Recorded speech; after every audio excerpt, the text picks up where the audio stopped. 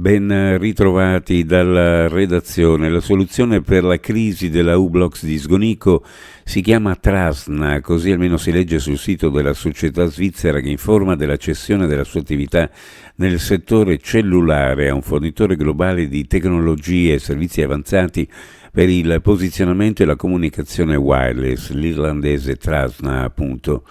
I dipendenti che hanno ricevuto ieri una mail sull'avvenuto passaggio di proprietà ai sindacati che hanno letto sul sito di U-Blox i medesimi contenuti rimangono prudenti, come pure l'assessore regionale al lavoro Alessia Rosolen, che tuttavia anticipa un tavolo programmato venerdì in regione per il Ministero in collegamento e le organizzazioni sindacali per un punto della situazione.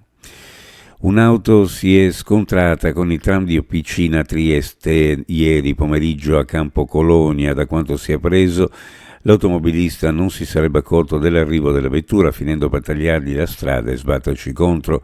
L'impatto è stato comunque lieve, nessuno è rimasto ferito e, fa sapere la Trieste Trasporti, il tram non ha riportato danni. Avvio ai lavori di riqualificazione e ampliamento del pronto soccorso dell'ospedale di Tolmezzo, un intervento da oltre 4 milioni di euro su una dotazione complessiva già disponibile di 33 milioni di euro per l'intera struttura. Un investimento importante che mira a garantire quello che si ritiene essere un presidio di salute strategico, soprattutto per la sua collocazione geografica. Un esempio concreto della volontà dell'amministrazione regionale di continuare a garantire l'universalità delle cure e le loro gratuità al cittadino. L'ho detto l'assessore alla salute del Friuli Venezia Giulia Riccardo Riccardi all'avvio del cantiere di ampliamento e riqualificazione del pronto soccorso dell'ospedale di Tolmezzo.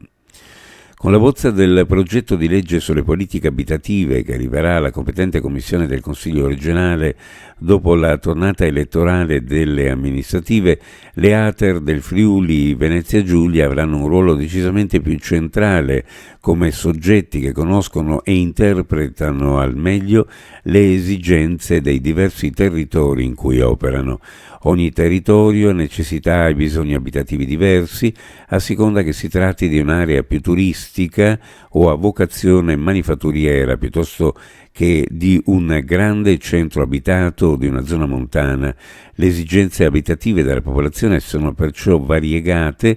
Con la futura normativa, le ATER dei diversi territori potranno differenziare e valorizzare la risposta nelle singole comunità territoriali.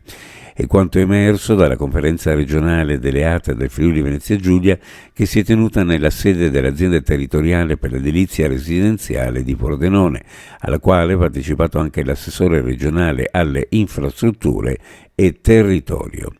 Uno sguardo alle previsioni meteorologiche per la giornata odierna.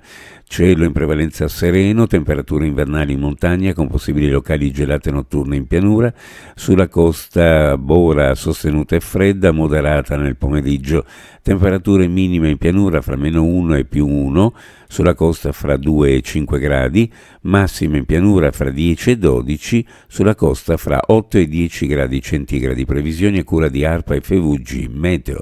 Ed è tutto per il momento con l'informazione, grazie per averci seguito, a più tardi.